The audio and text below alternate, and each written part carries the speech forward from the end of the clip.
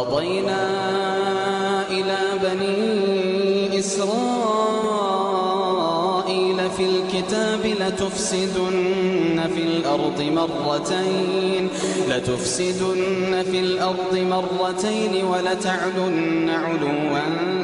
كبيرا فإذا جاء وعد أولاهما بعثنا عليكم عبادا لنا أولي بأس شديد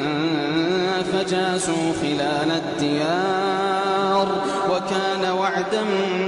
مفعولا ثم رددنا لكم الكرة عليهم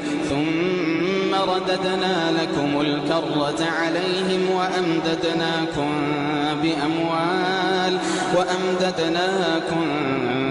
بأموال وبنين وجعلناكم أكثر نفيرا